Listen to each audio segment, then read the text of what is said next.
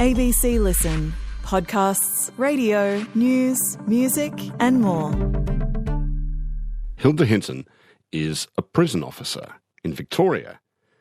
But in between her shifts, Hilde writes best-selling novels.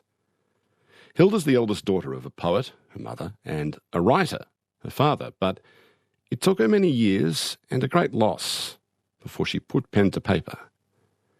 Hilde writes about ordinary people and ordinary lives, about things like friendship, motherhood, kindness, and loneliness. Her debut novel was partly inspired by her unconventional upbringing, which was marked by the death of her mother when Hilde was on the cusp of adolescence. Hilde shielded her younger siblings from the truth of how and why their mother died. It wasn't until her first book was published that her brother truly met their mother. Hilde's latest novel is called The Opposite of Lonely. Hi, Hilde. Hi, Richard. When did you first get the idea you might want to be a prisons officer? Oh, well, I was 18 and just out of school, and I was at that age where you think you can just do anything you want and the world's your oyster. And I reflected back on visiting my mother in mental health facilities as a child, and I was deeply affected by those institutions, particularly because there was a private one and a public one that seemed to offer very different services to their clients. And I didn't want to work in the mental health space, so I thought that perhaps working in a prison would allow me to go and work in an institution where I can be of some sort of value to people that aren't travelling well. So there was a bit of a streak of idealism in that. It wasn't like, I like these institutions. And I suppose anyone thinks about that, about a prison, do they? But so it was more like a desire to do something worthwhile? Yeah, that's exactly what it was. Because I felt the difference in the staff when visiting my mother between, the lady that would give me a biscuit or the lady that would speak quite harshly to my mum. So I just thought it clearly makes a difference what type of person you are walking into one of these sort of places, and I thought maybe I'd suit that environment. I ended up not handing my form in because I ended up being pregnant and had a child, and then life got carried away and I did other things, and I reapplied in my early 40s. How did your sister Connie help you think this process through of applying to become a prison officer? Yeah, well, we had family secondhand bookshops, and so I worked in Melbourne with Dad, and Connie had her shop in Canberra, and we did that for many years. And after Dad died, and there were a few signs on the horizon, rents were doubling, Kindles were hitting town, cheap books were coming in from America. I just it was time. And I rang her up and said, I just need to go and do something else now. So I tried a few things. I did locksmithing at TAFE. I got my truck licence thinking I've been cooped up in a shop all these years. I'll hit the road. That's so cool. Locksmithing and trucking. That's fantastic. Yeah, well, Connie helped with locksmithing because I wanted to do a trade, but I don't like spiders. And she said, so I tried that. I wasn't very naturally good at it, so that didn't sort of pan out. And then she said, but what have you always wanted to do? And I said, well, I wanted to be a prison officer, back in the Sydney days. And she said, all right, let's get it done. And she helped me with my application, and the rest is history. I can't think of I can think of some jobs, but not many jobs that will require a degree of wisdom and psychological stability. What kind of test do they put you through in the selection process? Oh, the selection process isn't as sort of complicated, really. It's just about demonstrating that you can communicate, which I think is one of the most important skills to have in this job. A little bit of physical stuff. It didn't seem arduous. I actually don't really remember much, but it didn't seem difficult. I suppose you need to show authority without overreacting. Is that the essence of it? I don't know, maybe be measured, don't rush to judgment, communicate with empathy and kindness. I don't know, I haven't really thought about the qualities they might have been looking for. Is it more important to be seen as strong or fair, do you think, by the prisoners? Oh, personally, I would say fair. Oh, definitely. Yeah, fair is much more important. Are they more likely to go along with what you want or what you expect of them if they perceive you as fair? Well, in the end, we're all just people, aren't we? And people are more likely to listen to you if you're fair. Just speaking generally, what have you noticed about the lives of the women who have come into prison that you've been responsible for? Yeah, well, I mean, without sort of going into anybody's private circumstances or anything, I just think, I think society in general has a sort of lock 'em up mentality, and I sort of see that side of it too, because I do believe in the prison system and think prisons should exist. But they're people, fathers, mothers, sisters, brothers, daughters, sons, and they've landed in that situation for a variety of reasons. It's not like you sit there in grade 3 and go, when I grow up, I want to go to jail. I think that's one of the last things you want to do. And I just think between difficult traumatic upbringings, mental health issues, poverty, homelessness, I think a number of societal conditions lead people to end up in prison. So really, I take the approach that it's just people working with people and treat people how I'd want to be treated or my family would be treated if they found themselves in that situation. Do some prisoners take comfort in the order and regularity and routine and security in a way of prisons? Yeah, I can't talk from their perspective, but certainly it's a good time to regroup, take advantage of some programs that may be offered to help with your circumstances and help move you into a space that will better equip you once you get back into the community. You mentioned visiting your mum in a mental health hospital as a child. What can you tell me about why she was institutionalised? Well, at the time I didn't really know. She was manic depressive schizophrenic. I found out much later.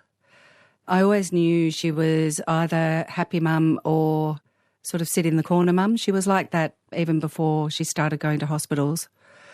I had a feeling something was wrong and I was very ginger about approaching her every day when we were living together, you know, what mum was I going to get? That sort of continued, I suppose, when I went to visit her, either in her flat or at the hospitals. I just didn't know what I was going to get. What period are we talking about here? Is it the 70s, the 80s? This is the 70s and 80s that I'm talking about. She started going, as far as I know, because when I was a littler kid in primary school, early primary school, Mum would go to the city, because we lived in Dalesford, which is in country Victoria. Mum would go to the city and sort of disappear for a few weeks and then come back. In hindsight, I suspect maybe she was going to hospital, I don't know, or getting some sort of treatment. But it wasn't really until I moved to Melbourne with Dad in grade 4 that I started seeing the nuts and bolts of her illness and what she was going through to try and get better. Bipolar disorder wasn't well understood. I don't even know if it had a name back then, but what did you understand about her condition? I guess my understanding was she was either magic mum or sort of robot mum. And I really loved Mum when she was up. We just did magical experiences. You know, she'd arrive and she'd have all these bags on and all her necklaces, and we'd hit the city and walk around. I remember once in year 7, I was studying ancient Mesopotamia, and I said to Mum how interesting it was that they had stone pillows that were carved in the shape for the head. So we went around to all the parks and tried to find stone pillows. So I just don't think you get that normally, that really, really amazing, adventurous high. Yeah, so it was lovely to see that side of her. It was really magic. And other times she was very low, but she always took care. When I rocked up to her place, if she wasn't well, she always made sure that she left a book on my pillow and that I had some snacks, and I just basically looked after myself. People with bipolar disorder often have a streak of brilliance in them. Is your mum like that? Well, I think so. She was an incredible pianist. She was a poet. She was incredibly creative. She loved people. Yeah, and I think she was a very clever poet too. Was she charismatic and charming when she was on the up and up? Oh, God, she was so charismatic. I used to rock up sometimes and her little housing commission flat would have 15 people in it, and they'd all be sitting around in a circle and she'd be swanning around feeding everybody pancakes. And it was such a lovely environment, and often the people in that room were the same people I saw in the hospitals. So it was nice seeing them out of their environment too. They were very embracing of me. I got lots of hugs and cuddles and love. And even though it was sort of unusual, it was an unusual environment, I just felt enveloped in their care. You mentioned there was a difference between the public institutions that she was sometimes in and the private ones. Can you just tell me a bit more about the difference you noticed between the two? Yeah, so, Parkville private, I'd walk in, there were carpets. The environment felt a lot more normal, something that you see in everyday life, like a nice house, you know, where there's a mum and a dad and a house full of food and love. There was a piano room and everybody would sit around the piano and sing. There was a rec room. It was just well catered for activities and keeping the mind busy, whereas Royal Park was very stark. It was cracked lino. It felt really claustrophobic. I always felt like the walls were closing in on me when I walked through the hallways there. And there just didn't seem to be a lot of joy, I guess. And I think there was a lot more happiness in Parkville Private. Did you know which kind of mum you were going to encounter? Was it a bit nerve-wracking going to visit her? It was always a bit nerve-wracking, but I had, particularly in Parkville Private, I had the safety of the nurses there. If she wasn't that well, they'd sit me somewhere and feed me biscuits and, so I didn't really sort of sit and wait there. At least I felt cared for while I was waiting while she was flat. I certainly chose not to sit by her side and wait. I didn't think that would be fair on her, and it certainly wasn't enjoyable for me. Did you dread going to see her? I did, because I didn't know what I was going to get. Once I was there and I knew what the situation was, I was able to adjust. Certainly when I was getting dropped off, when she lived in the Housing Commission flats, I'd often go upstairs and wave at Dad from the balcony because that was the sign that Mum was home. And he'd drive off and I'd often go back downstairs and go to the milk bar and get 20 cents of mixed lollies and have a swing on the park or something, and then sort of go up in my own time when I was ready. How important was it to your dad that you should visit her? That was the rules. She's your mother and you visit, and that's that. And Connie and Sam came sometimes as well. Because you're younger siblings. Yeah, because I was 8 and 9 years older respectively. So it was a big responsibility for me having the two little kids with me because, Dad had set all these rules around the Housing Commission building. He said, you've got to look up. What if somebody's throwing something down? You shouldn't catch the lift. Don't get into the lift with men on their own. Don't this, don't that. So I had this sort of inbuilt fear in me. So when I had the little kids, when I had the little ones, Dad would always go up with us. But still, after he left, I felt very protective.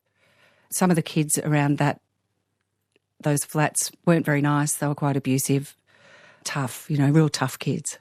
And I didn't want Connie and Sam to be exposed to that, so we tended to shut in when they were with me there. But yeah, this sense of responsibility was quite grave and serious. Tell me about a woman who looked after you with the extraordinary name of Sister Brain. Who was Sister Brain and why the name Sister Brain? Is that a real name? Well, that was what I was told to call Sister Brain, and that's what I called Sister Brain. She was a very straight-backed, no-nonsense, all business woman who ran the Howard Street creche in North Melbourne. So I went to that creche when I was a kid, and then when I was in primary school, around the corner from there, in grades 5 and 6, Connie and Sam went there. And I used to have to go from school to the creche and then wait there, and Dad would pick us all up at one time, like at 5 o'clock. And so I spent those couple of hours in Sister Brain's office, just sitting there on the chair, swinging my legs, chatting away. She gave me activities to do, but she was also my friend and my confidant, and I felt I could talk to her about things that were going on in life that I wasn't handling very well. What was it about her that made you feel you could do that? I guess mostly because we spent so much time together. I also had that history where I didn't remember her from being in the creche, but she remembered me from when I was little, and she would tell me little stories about what I was like when I was little, so I felt a connection. What would she do with you on your birthday? Oh, she took me to Moomba. She took me to Moomba once a year for my birthday. The Moomba Festival? The Moomba Festival. Yeah, I got to go on all the rides. Yeah, it was great fun. Well, you saw Bert Newton or Daryl Summers as the king of Moomba, right? Yeah, the big parade. Yeah. God, it was such an exciting time as a kid going to Moomba. And it was great that it was always on my birthday. Were there other nuns in your childhood like that, or was she something really special? Oh, Sister Ellen in prep. Sister Ellen, she used to call me her little scallywag. By all accounts, I sat on her knee the whole year of prep and didn't want to go and sit at my desk. And I was about 14 walking along the street once and I heard, "Is that my little scallywag?" And bugger me, it was Sister Ellen. And she just gave me a big hug. Yeah, and Sister Vianney taught me the piano. I have very fond memories of the nuns associated with my primary schools. There came a day where you had to tell Sister Brain about something you'd seen with your younger brother Samuel in the house. Can you tell me about that? Yeah. So when we moved to Melbourne, Connie and I lived with Dad, and Sam went to stay with Mum in the flat when she wasn't in hospital. And was he still He was really baby? small. Right. He was a little baby. He could barely hold his own bottle yet. So he was barely sitting up. Yeah, he wasn't sitting up, so he would have been under 6 months. And I was dropped off for my visit and I went upstairs and the door was open, which was unusual. And Mum wasn't there. She knew I was coming, so she must have left the door open for me. And I walked in there and Sam had like one of those porta cots with navy blue sides, and I looked in and he was just lying there and there were just bottles tucked into the mattress around him. So it was nice that she thought that he would need the bottles, but of course he was incapable of picking them up and feeding himself. So I picked him up and fed him, and that had a very big impact on me. So I just stayed with Sam. I can't remember how long I was there. I think Mum came home that night. I don't think I was left there overnight with the baby. How old were you at this stage, do you think? Oh, gee, I would have been 10, I suppose. And you knew this wasn't right? I knew it wasn't right. And when I went to school on the Monday and went to see Sister Brain, after school, I asked if we could shut the door and have a conversation, and I told her about it because I didn't have the courage to talk to my dad. I don't know why, interestingly. And when Dad came to pick us up, I was sort of left to go in and play with the kids while they had a chat, and Sam came home with us and never went back to stay with Mum again permanently. So she obviously intervened on my behalf and sort of got that done. Dad never spoke about it. I never spoke about it. I think that was the way of it back then. You sort of repressed things, didn't you, and moved on. But yeah, so she was my confidant and the person I could talk to about things that I found distressing or upsetting. A few years after that, that's when your mother died. What do you remember of that day? Well, I was in the morning. Dad had taken to, because of Mum's unreliability, it was getting more and more common for her not to be there when I was meant to be visiting. So he used to ring before we went, and he said, "Oh, Mum's not answering, so, we'll just see how things go." So, of course, I was quite happy about that for a while. But by about lunchtime, I was actually quite worried, and I just said to Dad, maybe we should go over there. He's like, "Oh, she'll be off gallivanting." And I actually pushed for it and I said, "I've just got a feeling." I don't really subscribe to that sort of stuff, but I just really wanted to go there myself. And so he took me there and I ran up the stairs to the 8th floor and I looked through the pane of glass to the side of the door and could see that the inner door past the foyer was closed, and that always meant Mum was home. If she wasn't home, that was always open. So I was convinced she was there, and I ran back down and said to Dad, we have to do something, she's there. So he came up with me, and on the 5th floor, her friend, I don't remember his name, but he had a very big belly, was standing on the balcony, and Dad said, "I know you've got the spare key, give me the key." He refused, and Dad actually pushed him against the wall and screamed at him and said, "Get me the key." I think he said, "Get me the fucking key," but yeah, I hadn't heard Dad swear before. So he went and got the key, and when he held it out, I grabbed it and ran up to the 8th floor and went inside. Dad was calling out for me, but I didn't really care. I just kept going. And when I went into her bedroom, she was sitting at her desk in her red vest and her white shirt. They were her good clothes. It usually meant she was travelling well and we'd be going out. And she looked as though she was sort of slumped over writing at her desk. She was actually asleep, and Dad sort of came in and I was trying to shake Mum awake. And before I knew it, there were ambulances there, and next thing I know, we were at the hospital. What happened when you got to the hospital? I was put in a waiting room. Dad was in and out. He was unusually fraught. He's a very measured and quiet gentleman, and he was quite fraught. And nurses were saying, "What would you like?" And I sort of took advantage. I'm like, "Oh, I'll have Fanta, thanks," because I wasn't allowed to have Fanta. And whatever I asked for, I got, which was kind of strange. It's not a good sign, though, is it? Not a good sign, no. I know that now. The Fanta sort of wore off and, yeah, time sort of ticked on, and there was this clock on the wall just going tick, tick, tick. And as I was watching it, I thought, if we'd gone earlier, maybe we wouldn't be in the hospital. What if? Yeah, just sort of what ifs. And it really, my relationship with time changed for the rest of my life then. What do you mean? Well, I was asking myself, what if we were 1 minute earlier? Would she still have been awake? And so I really value minutes, and I see minutes as a really long time. And in life, you know, I think you can make a cup of tea and put the kettle on and hug your kid and look out the window and text grandma, and it's still not even a minute. And I think in this sort of myth of busyness that we have, I actually think minutes are really slow and plentiful. So that was the plus side of me assessing minutes at that time. The downside, obviously, is I'm always incredibly early. I'm petrified of being late, you know. So it's a complex relationship I have with time now. And when you're waiting for news, it takes forever to arrive? Yeah, because minutes are really slow, right? So eventually a nurse and Dad came and sat down and told me that her brain wasn't working anymore and that the machine making her brain, like keeping her body working, has to be turned off, and that she died. And so that's sort of how I found out, in that waiting room with the ticking clock. Oh, Hilde, you were what, 12 or something? Yeah. Did you... I don't know. I'm trying to think of what I was like when I don't think I really would have understood the weight of that. Did you? But you sound like you were a bit of a wise young thing. Well, did you understand the weight of what that meant? I did understand the weight of it, and it's gonna sound awful, but part of me was really relieved, and I don't think we're open enough about this sort of thing in society to say, actually, I was relieved. It meant I didn't have to go back to the hospitals. It meant I didn't have the stress of looking after Connie and Sam, allegedly under the care of her, in those flats.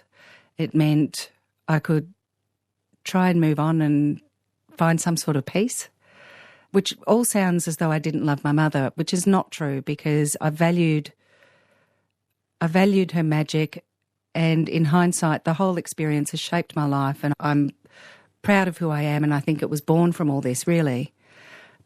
But at the same time, there was just such a sense of relief. I think I slept better that night than I could remember. See, I think that's entirely understandable. Nonetheless, kids are really susceptible to guilt. Did you feel guilty for feeling that way? Yeah, I felt guilty, and I also became weirdly protective of her as well after your that. mum? Yeah, what do you really mean strange. I remember at a funeral, and my grandma, her mother, was sort of wailing at the funeral. And I always had this sense that, and I'm not being unfair on Grandma, but I always had this sense that Grandma could have done more. Her mum's dad certainly could have done more, because he's the one that paid for her to go to the private hospital sometimes. And I knew he could have done it more often, and I didn't know why he didn't do it more often.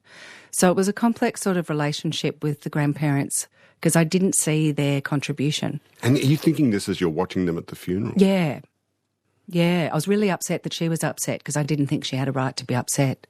And I'm not saying that's this is not my grandmother's fault.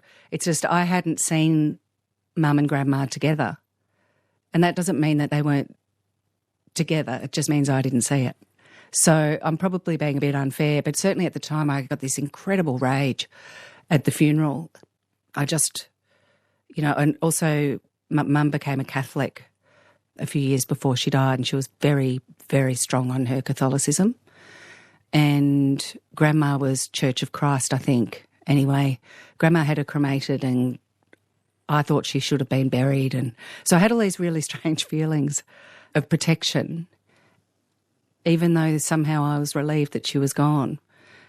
And that sort of continued on, any time somebody had a negative thing to say about Mum, I just didn't think they had the right to. So I stuck up for her. Yeah, that was my reaction.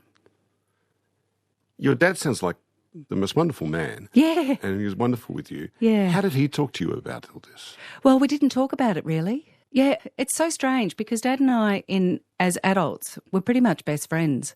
But as a kid, there were just some things I didn't feel comfortable bringing up. Maybe he was waiting for me to ask. I don't know. There was a moment I saw him sitting on his bed, because we played 500 every night, because we didn't have a telly, and every night we'd play 500 after the kids went to bed. And one night I was at the table shuffling the cards and he wasn't there. And so I went past his bedroom, and he was sitting on his bed crying, looking at a picture.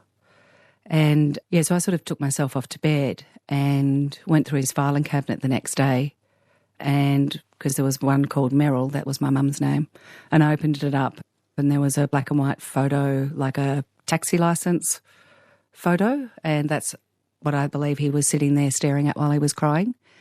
So I didn't ask him why he'd been upset. He didn't ask me how I felt. It just got swept under the carpet. Isn't that the oldest rule for writers? You show, you don't tell? Yeah, that's right. Yeah. Represent. Yeah. So even though your mum had to be institutionalised, it sounds like he never stopped being in love with her. I believe he loved her. I think my version is I think he left because he had to put us first. That's what I think happened. I think her illness got to a certain point where it was too difficult managing that in the house with the kids. So I think that's what happened. So you didn't talk about your mother's death or your mother with your younger siblings, Connie and Samuel? No, I specifically, at the same time as feeling that sort of sense of relief, part of the relief was for them, because I thought they're not going to have to go through wondering where mum's at, what she's feeling, where she's at, hospital, housing commission flat. I was quite relieved on their behalf that they wouldn't have to navigate that. So I just acted as though, certainly in front of them, well, and Dad, I mean, I spoke to my teacher about it from time to time, but I sort of shut that out and just embraced having a household where it was kind of stress-free and we could just play. And there was no need for them to hear about it because they weren't going to remember her. And at the time, I thought that was a sort of triumphant outcome. When they asked either you or your dad, where is our mum, what would you say? Well, they didn't really ask for years. It was really only as teenagers that they asked. Why? Why do you think? Well, I don't know. I mean, these days you make a big deal at school about Mother's Day and all that sort of stuff, so I guess it comes up more now. I don't recall.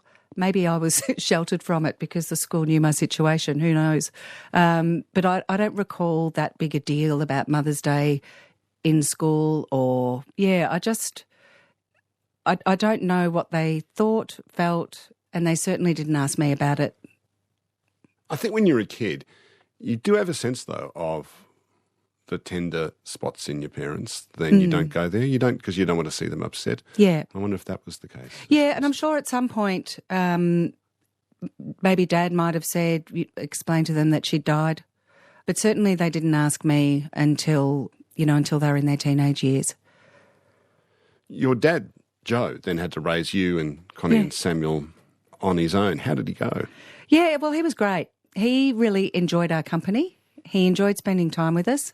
And strangely, I think that's quite rare. I think parents go through the motions a lot. He utterly enjoyed us. And we moved all the time. He renovated houses and sold them to make money while he did his writing. So we were always, helping out around the house, playing games. Everything was about play because there was no television. I didn't have a lot of friends, but they always wanted to come to my house, which is really strange because there was no telly and Dad would read books and, so it was kind of idyllic. Yeah, it was really idyllic. Was he a gregarious dad or a very quiet, studious dad? Well, he was quiet and measured, but he was very, very much capable of having fun. Yeah. And he's really instilled that in us, a sense of fun. One of the chief pleasures of fatherhood, and I speak from experience here, is embarrassing your kids. Yeah. Did he enjoy embarrassing you in front of your schoolmates? Oh, I mean, you know that age when you're little and you get embarrassed by your parents? Mm. He didn't tolerate that. He thought that was very unacceptable.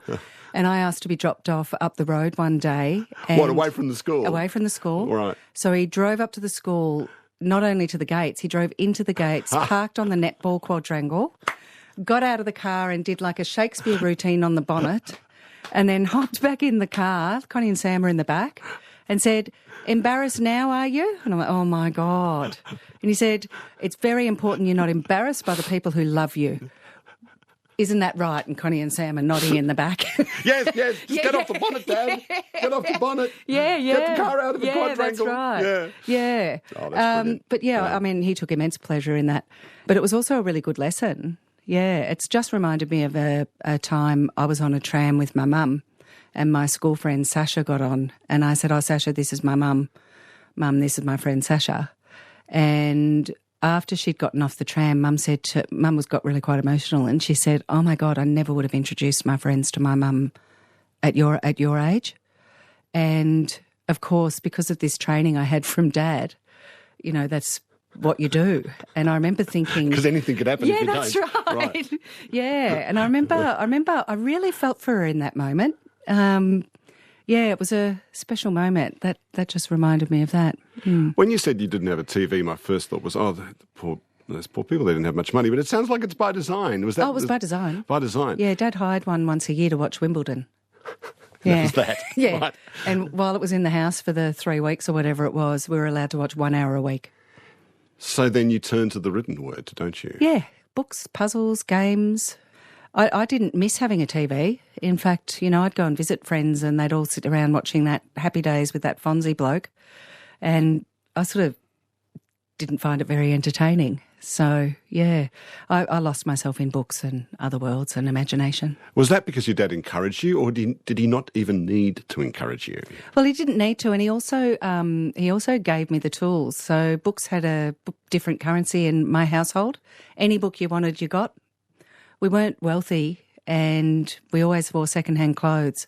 But as far as books went, we were allowed any single book we want, even when, at school when you got that list once a month and you were able to tick the ones you're allowed to get. Yeah, I remember that. Yeah. I've forgotten all about that. Little now Red I suddenly Balloon do. and, you know, those books. Yeah. You know, and the kids would say, I'm allowed to have 2, you know, and I'd go, I'm allowed to have whatever I want.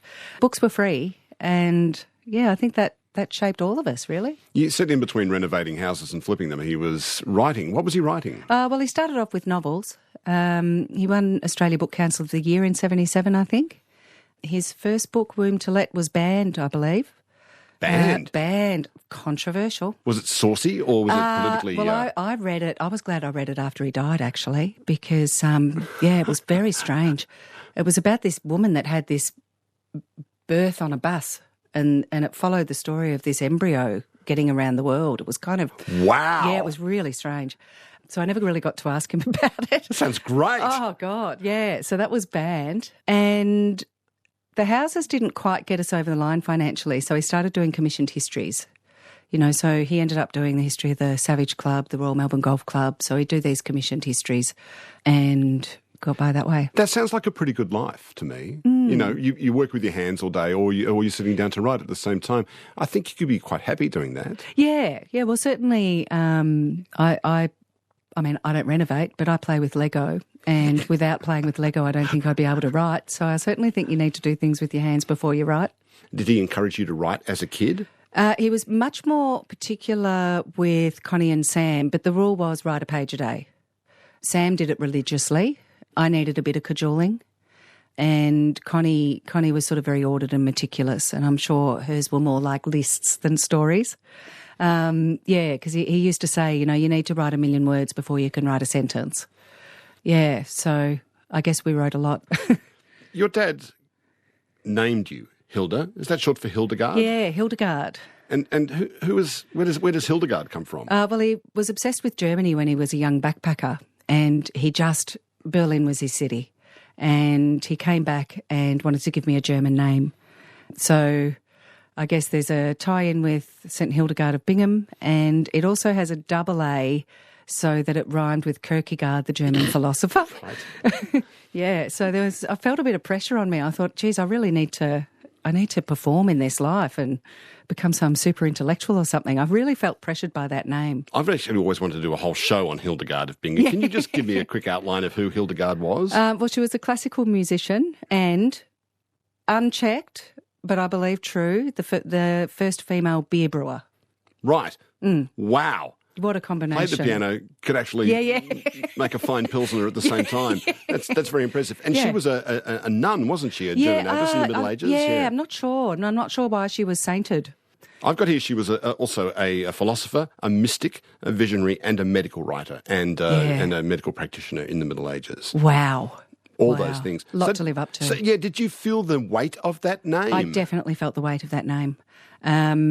I got teased a lot at school too. It was a very difficult relationship with that name. So I used to get Hildegard Ehrigard brushes her teeth with Fluorigard, which I think is the longest nickname in the history of the universe. That's so Australian, isn't it?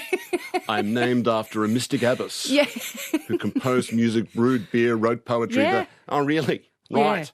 Okay. Yeah. Well, we're gonna pull you down a bit, aren't we? Yeah, also rhymes with fly spray. Yeah. Within your house, you said your dad had this kind of filing cabinet, a kind of a magical filing cabinet. What significance did that have for you and your siblings? Well, it was huge for all of us at varying times. So I used to, as I've spoken about, Dad and I didn't communicate much about sort of feelings or major events. I found out about them through the filing cabinet. So Did you have to break into it, though? No, it was never locked. It was never locked. You never said, keep out of my filing cabinet? Never said keep out of my filing cabinet. There was no privacy around it. I don't know whether it was a deliberate ploy by Dad, but if, things would arrive and he'd pick them up and he'd say, I'm going to go and put this in my filing cabinet. And, at the age where you trot after your dad, he'd sit there and he'd file through and he'd put it in the correct spot. So it was this mythical place to find out things that you didn't know. I remember once going through it and I found his grant application to write a book. And that's when I thought, oh, I see. So maybe we're moving houses because Dad didn't get this grant money and we're doing that. We're moving houses so he can pay so that he can write his books. And then I sort of thought, okay, I'll be a little bit more generous and stop knocking on the study every 2 minutes. So I found out a lot of things through that filing cabinet. I found out a lot about my mother. I used to read letters that he'd written to her, that she'd written to him. What, intimate letters? Yeah, just life letters, really. There were letters from, I don't know how Dad ended up with them, but there were letters from Mum to Grandma. There were letters from Grandma to Mum. Maybe Mum had kept them and after she died, Dad kept them. I don't know. So it was a really interesting way to get to know the relationships. In some of them, Mum had called Dad a bastard and, and Dad would write, because they'd write it on the same page, if that makes sense. So where it says from Merrill, Dad would then write the reply on the same piece of paper. And it must have just gone back and forth. I don't know. And Dad would sort of reply, well, hardly a bastard, crack some sort of joke and then talk about the kids or something. But also became a bit more forgiving of my grandma because I could see that Grandma was trying to reach out to Mum and that Mum was sort of telling her not to come and visit. And so I guess I found out a lot through the filing cabinet, and Sam went through the filing cabinet when he was, he would have been 16, 17 maybe. I don't know the age. He was going through Mum's poems and he found a poem that was written to him for Samuel. Oh. And he's got that framed in his study. He talks about it all the time. He quotes the last paragraph all the time about raw and so he got a lot of comfort from that poem. And that's really about the era I realised that perhaps being so quiet about things hadn't been the right way to go. But talking about my mum or my experience of Mum wouldn't have been fair on him either because I didn't want him to be jaded or shaded by my experience. So although it opened some conversations, it was still sort of fairly basic level stuff. I'm astonished hearing the story about your dad's filing cabinet. Firstly, because never in the history of the world has there been a dad who's had a filing cabinet who didn't turn to his kids and say, if you bloody kids go anywhere near that bloody filing cabinet, I'm going to chop your hands off or something like that. Dads just never let kids into the filing cabinet. Yeah. But then I wonder if it was hard for him to talk about her and if this was a way he knew you'd become acquainted with your mother. Yeah, possibly. In hindsight, knowing his nature, that's possibly a deliberate ploy, just to leave it all open there for us to explore, A, when we were ready, and B, I guess, he always left it up to us to ask questions. He didn't sort of make offers.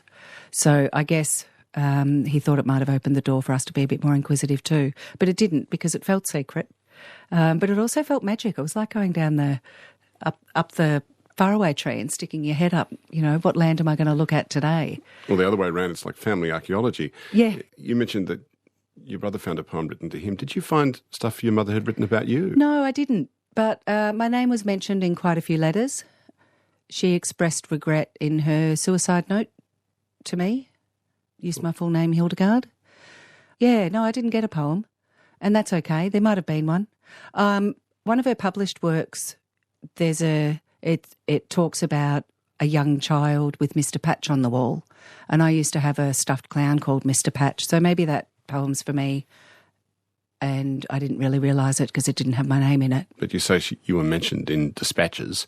How did that change the way you thought about her once you saw the way she'd written about you in that? Yeah. I mean, look, I was very angry, I suppose, for a long time. So even though I was sort of relieved, I also didn't think it was the right thing to do.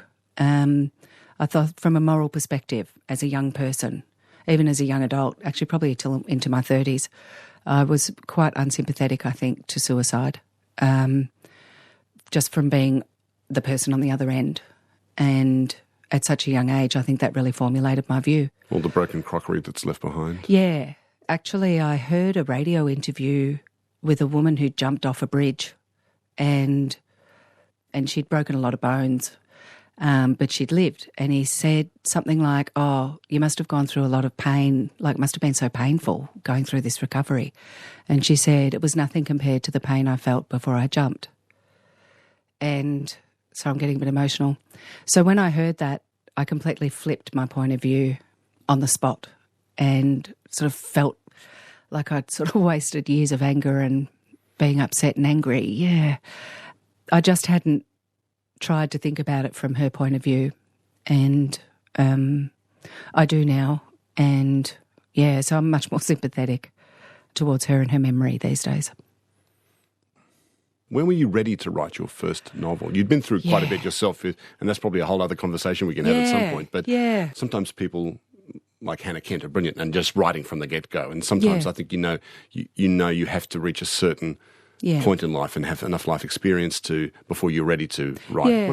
How was it with you? Yeah, I mean, I'd always been slated as being a writer, Dad with his talking about writing all the time. And so it was a given thing that one day you'd be a writer then? It seemed, I certainly felt that there was this pressure to be a writer.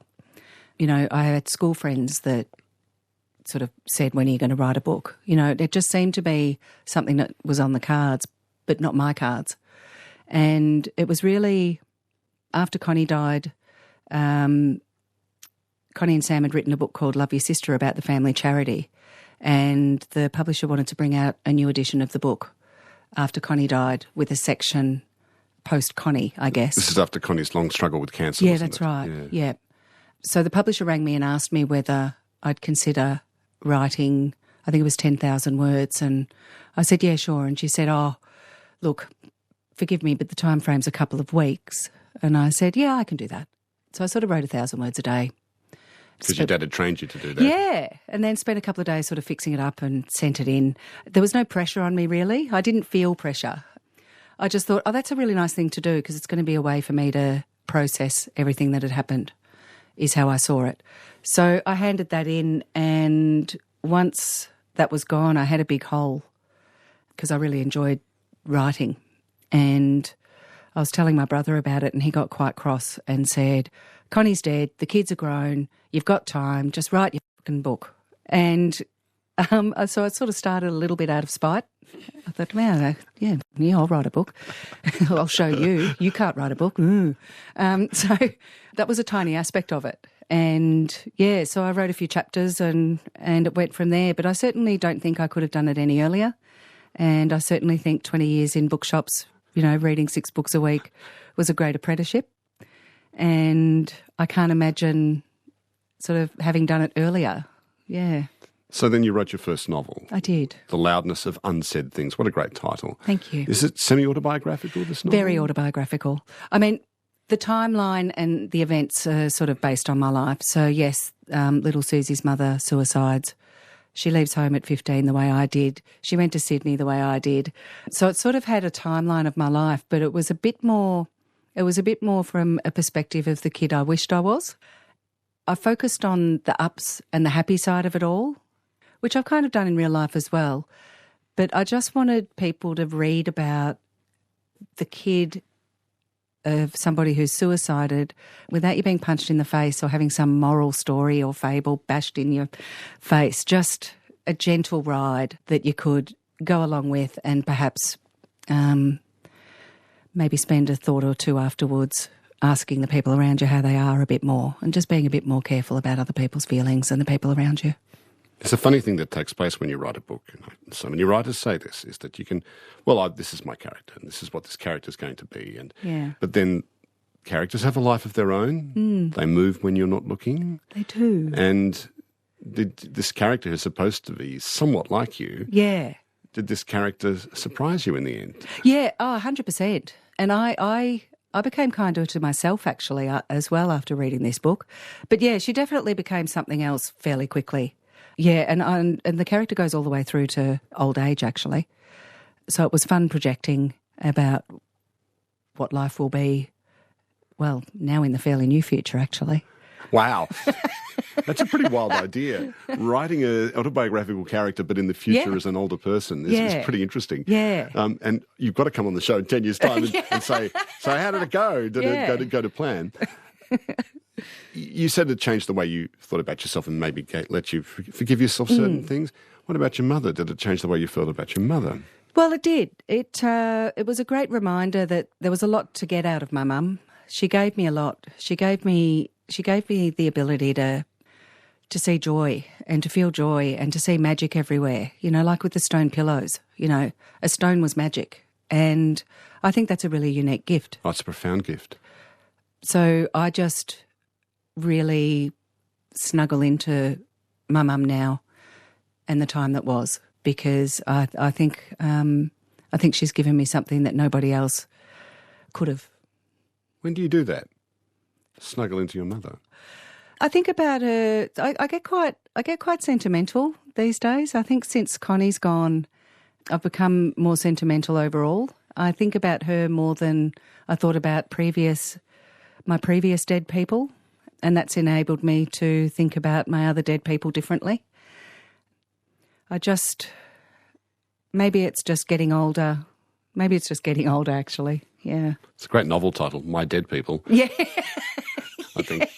I just couldn't hear that. Yeah, I'll dedicate the next one to my dead people. Your latest book is the opposite of lonely. This is a book about friendship instead. Yeah. It's about the importance of friendship. And I think I wanted to write about friendship because I've generally been fairly isolated throughout my life, socially disconnected, I think. And I think that stems from the experiences I had as a kid, which means I couldn't relate to the other kids in my class or talk about what was happening in my life. So I felt one step removed from them. I felt one step removed in high school because I was sort of living on my own. I feel a little bit, I guess, in my job, one step removed because, if you're out with friends and someone complains about the puppy eating the skirting board, you just think, there are so many problems. Yes. Not that your skirting board isn't important, but it sort of keeps you that couple of degrees removed. So I guess I wanted to write a book that focused on a person that was feeling a bit disconnected and the value that friendship brings. Because friendship lifts you up, it envelops you, it puts an armour around you, it boosts you up, it gives you the confidence to take life risks because you've got this person who believes in you and encourages you, and it's just such a wonderful, intimate thing having a friend. So I wanted to write about the importance of friendship and also the irony that sometimes when friends let you down or betray you in some way, they're often the person that's lifted you to the level to be able to cope with it.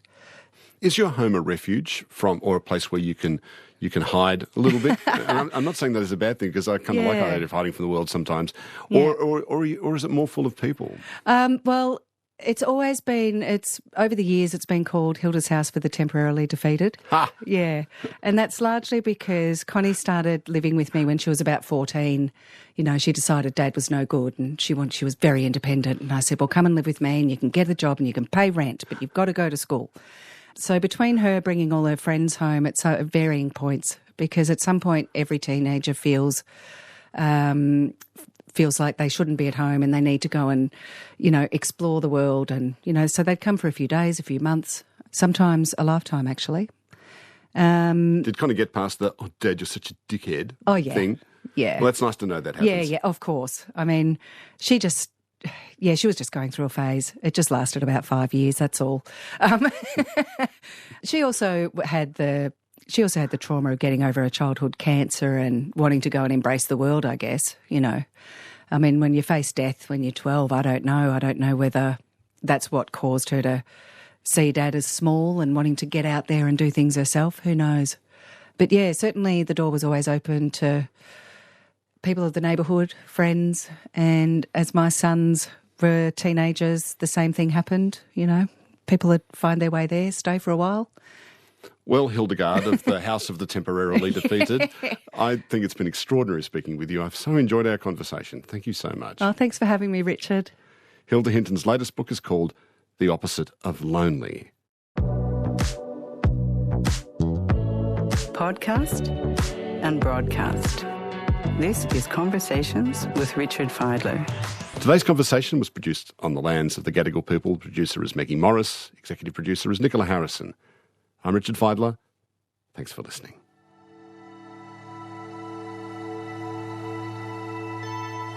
You've been listening to a podcast of Conversations with Richard Fidler. For more Conversations interviews, please go to the website abc.net.au/conversations.